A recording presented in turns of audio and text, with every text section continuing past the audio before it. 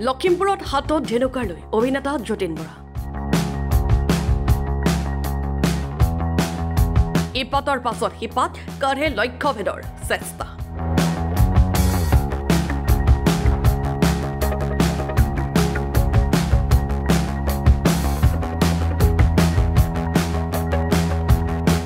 হঠাৎ অভিনেতা যতীন বৰা উপস্থিত হলহি লখিমপুৰৰ কাকৈ ইকো ৰিক্টেটত অসম অৰুণাচল সীমান্তৰ কাকৈ ৰিক্টেটৰ পৰিৱেশ দেখি মন্ত্ৰমুগ্ধ হৈ পৰে অভিনেতা প্ৰথমবাৰ আহিছোঁ ইয়াত কাকৈ ৰিজৰ্ট ইকো ৰিজৰ্টত য'ত নীৰেণ বৰুৱা স্বত্বাধিকাৰ নীৰেণৰ লগত মোৰ এটা পুৰণা সম্পৰ্ক আছে আৰু সেই সম্পৰ্কে দেখুৱাবলৈ আহিলে মোৰ আজি ভাল লাগিল পৰিৱেশটো সঁচাই ভাল লাগে যিসকল অহা নাই তেওঁলোকে ইয়াত আহি অন্ততঃ এটা সুন্দৰ পৰিৱেশৰ মাজত সময় পাৰ কৰিব পাৰিব আৰু কাকৈ ইকো ৰিজৰ্ট মই ভাবোঁ লখিমপুৰৰ এইটো বৰ্ডাৰে হ'ব চাগে বৰ্ডাৰ অৰুণাচল বৰ্ডাৰৰ ওচৰত এইটো সুন্দৰ প্ৰচেষ্টা লৈছে কিছুমান অসমীয়াত ল'ৰাই ইয়াত ব্যস্ত হৈ পৰিছে আৰু সেইটো সুন্দৰ প্ৰচেষ্টা বুলি ক'ব লাগিব গাহৰি মাংসৰ জুতি লৈ যতীন বৰাই হৈ পৰে আপ্লুত নাই মই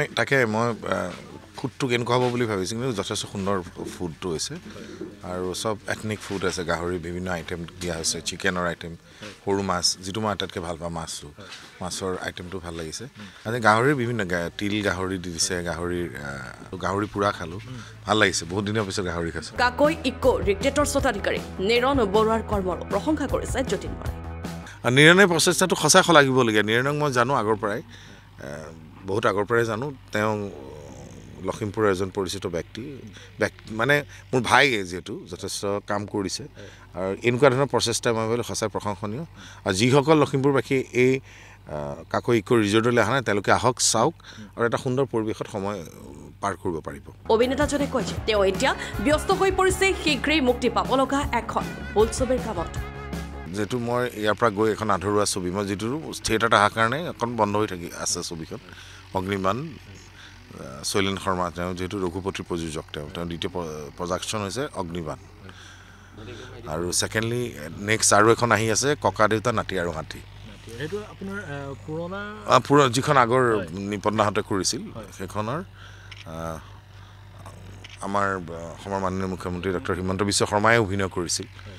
আৰু সেই প্ৰাইড ইজ এণ্টাৰটেইনমেণ্ট নতুনকৈ ছবিখন কৰিব লৈছে য'ত মই আছোঁ উৎপল আছে প্ৰাঞ্জল দাও থাকিব কোনোবা বহুত শিল্পী থাকিব প্ৰীতি কংকনা আছে ককা দেউতা নাতি আৰু হাতী তাৰপিছত আৰু এখন ছবি আছে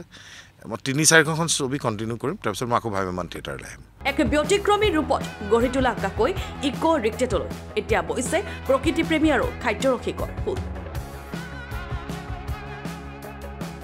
পৰিয়াল আৰু বন্ধুবৰ্গ সকলো আহি ইয়াত উপভোগ কৰিব আপোনালোকে নিজেও দেখিছে যিটো পৰিৱেশ আছে ইয়াত পৰিৱেশটো খুব সুন্দৰ আৰু একদম নিজান একদম ধুনীয়া এটা পৰিৱেশত তেওঁলোকে নিজৰ সময়খিনি উপভোগ কৰিব পাৰিব ইয়াত আহিলে মানে তেওঁলোকে যে এইটো ভাবিব কেতিয়াও নোৱাৰিব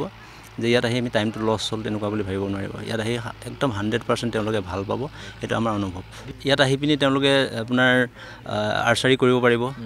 বটিং কৰিব পাৰিব এতিয়া লাহে লাহে আমি জিপলাইনৰ কামো আৰম্ভ কৰি আছোঁ আমাৰ ফাকুৱা আগে যিহেতু ফাকুৱা আমাৰ ইয়াত এটা ইভেণ্ট পতা হৈছে ডিজে ব্ৰাহ্মীণ আহিব